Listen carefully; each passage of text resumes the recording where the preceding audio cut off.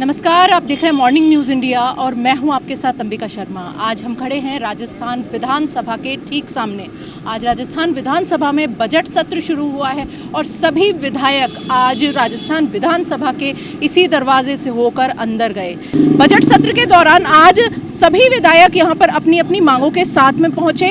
हर कोई अलग अलग रूप रंग में यहां पर नजर आया। जैसे कि इंदिरा मीणा की हम बात करें, बामनवास से जो विधायक हैं वो भी अलग कोट पहन करके आई और जिसमें समरावता कांड को लेकर के उन्होंने जल्दी से जल्दी कोई निर्णय लेने की मांग रखी। बजट सत्र लंबा चलने वाला है और इस दौरान क्या क्या रंग देखने को मिलते हैं राजस्थान विधानसभा के इस बजट सत्र के दौरान, ये देखने वाली बात होगी और इसका ताज़ा अपडेट हम आपको लगातार देते रहेंगे। देखिए, इतना बड़ा प्रकरण हो गया राजस्थान के अंदर और इस इतने बड़े प्रकरण पर सरकार की किसी प्रकार की कोई प्रतिक्रिया नहीं आती है। माननीय डॉक्टर किरोड़ी लाल मीणा जी वहाँ जाते हैं, वो गांव वालों से वादा भी करके आते हैं कि हम पाई का हिसाब करवा देंगे, मुआवजा दिलवा देंगे, लेकिन आज तक किसी प्रकार का कोई मुआवजा राशि या किसी प्रकार का भी कोई न्याय होता हुआ दिखाई नहीं देता है।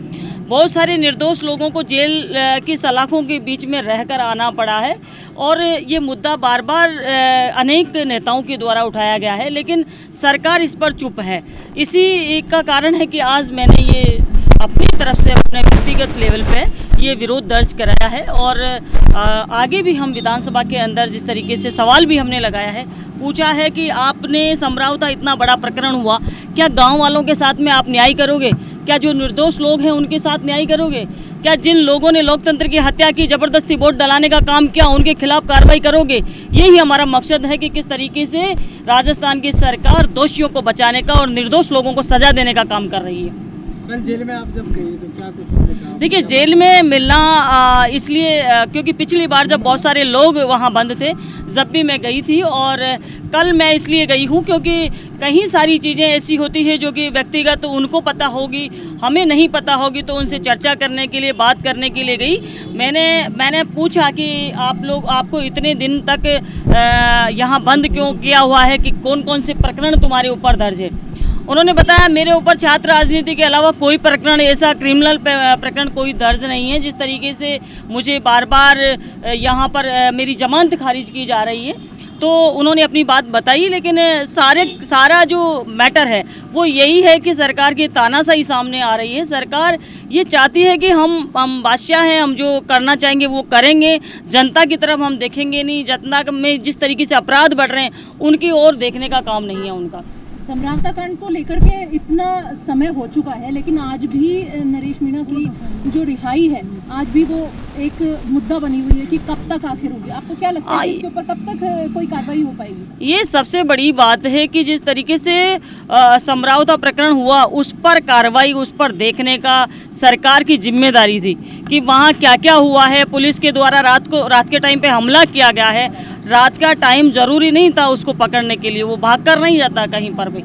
सुबह भी पकड़ा जा सकता था उसको, दूसरे दिन भी पकड़ा जा सकता था, लेकिन जो नुकसान उस गांव के लोगों का हुआ है, जो दहशत उन गांव वालों के बीच में आज भी व्याप्त है, वो अभी तक निकली नहीं है। और वो देख रहे हैं, वो ये सरकार की तरफ देख रहे हैं कि हमें कब न्याय मिलेगा, हमारे साथ कब न्याय होगा। सरकार का कोई नुमाइंदा हमें आकर ये पूछेगा कि आपके साथ क्या क्या हुआ है, आपका क्या क्या नुकसान हुआ है। वो आज भी उस भयावह दृश्य को देखकर रोने लगते हैं। तो उस चीज़ को देखने के लिए यहाँ से सरकार की तरफ से एक न तो शब्द बोला गया, न वहाँ कोई गया।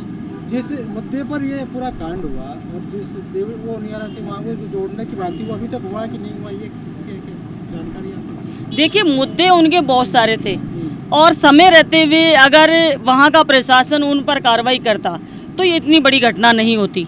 लेकिन आज जिस तरीके से पहले कहा गया सरकार की तरफ से कि न्यायिक जांच कराएंगे, लेकिन उसके बाद में आज तक न्यायिक जांच का तो नाम हटा ही दिया इन्होंने। प्रशासनिक जांच उसकी हो रही है, संभागीय आयुक्त तो उसकी जांच कर रहे हैं। संभागीय आयुक्त क्या एसडीएम और कलेक्टर के खिलाफ कार्रवाई कर पाएंगे?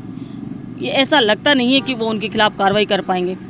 तो हम चाहते हैं कि न्याय हो, जनता के साथ में न्याय हो, निर्दोष लोगों के साथ में न्याय हो, और जो दोषी है उनके खिलाफ कार्रवाई हो। ये लोकतंत्र है और लोकतंत्र को लोकतंत्र के हिसाब से काम करना चाहिए, न कि अपने पावर के हिसाब से या फिर अपनी तानाशाही के हिसाब से जो ऊपर के जो सरकारें आदेश दे दे कि गलत करना है तो गलत कर दे। अधिकारियों को भी ये चीज़ें सोचनी चाहिए। इस विधानसभा सत्र में आपको क्या लग रहा है कि सरकार अपनी सिर्फ ताकत ही दिखा रही है या वाकई में निर्दोषों के खिलाफ कोई निर्दोषों के लिए कुछ काम भी होने वाले? देखिए, जिस तरीके से आज राज्यपाल जी का अभिभाषण हुआ उसके अंदर ज़्यादा कुछ नहीं था।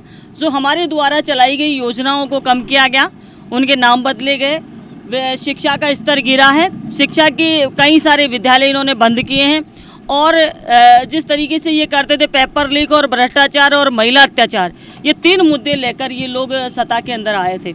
लेकिन ये तीनों मुद्दों पर अभी भी फ्लॉप है और कांग्रेस की सरकार में जितना अंकुश था उतना आज उससे 10% भी अंकुश नहीं है। पूरे खुले में प्रशासन काम कर रहा है, इनका न एमएलए की मानता है, कोई मंत्री की नहीं मानता है, यहाँ तक कि सीएम का भी किसी को डर और किसी को डिसिप्लिन नहीं है पूरे राजस्थान के अंदर। जिस प्रकार किरोड़ी लाल जी भी अभी बोल कर गए हैं कि बजरी का खनन हो रहा है, तो खनन के नाम पर भी ये पिछली सरकार को बदनाम करने का काम किया।